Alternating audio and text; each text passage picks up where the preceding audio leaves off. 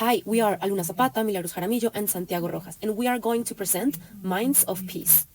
Well, in the first part, I'm going to tell you about the psychology program, like and how does it work at the University of Haryana in Andes and in Cambridge, but with another career that we're going to compare is human, social, and political science. In the first talk, we talk about these three universities, what they make.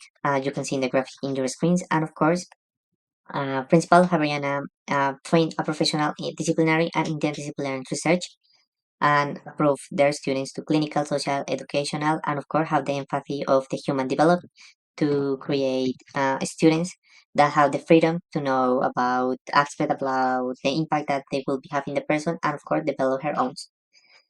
It's important of this university have three components that is similar. The first of all, investigation component.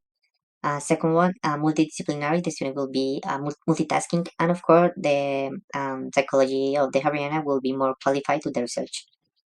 In the second part, we talk about, we make a small letter about what will be the stereotype of the psychological, the advantage and disadvantage for the psychological degree at the University of Floriana, and they highlight how the psychological impact in the society. So first of all, the stereotype is simple. It's not that simple to sit in a sofa and listen attention. You will be learned to work in team, research, and read critical immersing yourself about multidisciplinary learnings. You need to know about mathematics, neuroscience, law, and of course marketing to well sell yourself.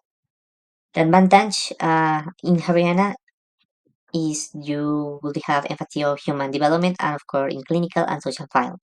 In Cambridge will be depends of you select human, social, or political science, but in Andes you need you have to the emphasis to international programs.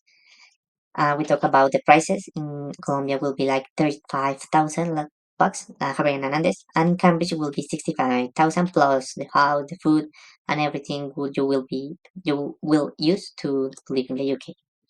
And the third part of this letter is the highlights to how the sociological impact in the society.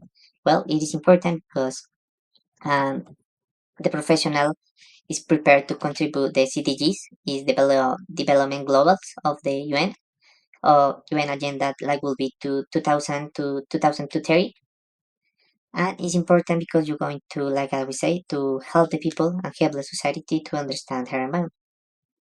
This is the second part, and here we are going to discuss these two questions. That is, how can psychology help Colombia to find peace and equality, and how can I, as a psychologist, help to this cause?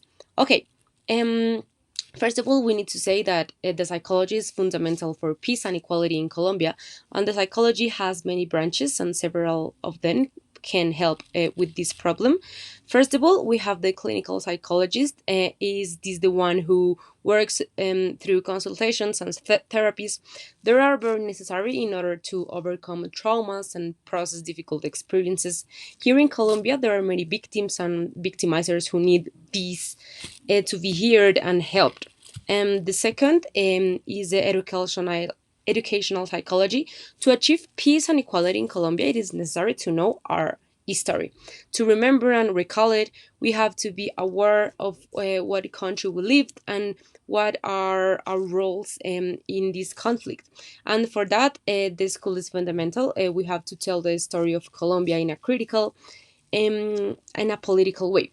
And this is the social psychology, and is this another very important thing here because it works more with larger populations, more rural places, and these places have been the most affected ones in this conflict. So it is very important to go to communities to listen to them and help them to improve their condition.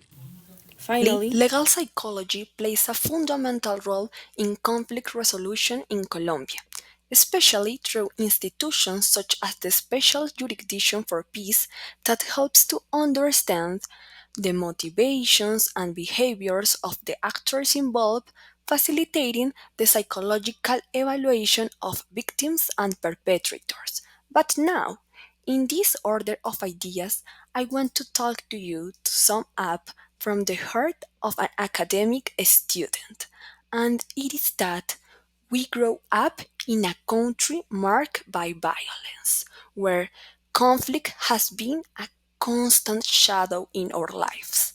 Therefore, every day in college classrooms, we learn about the complexities about human mind and the psychological cause that underline social and political conflicts.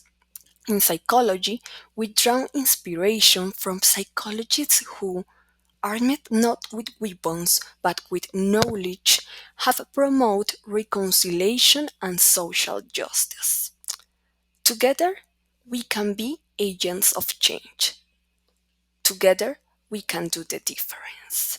Because if psychology and academia have taught us anything, it is that even in the darkest moments, we can always be minds that advocate for a peaceful world.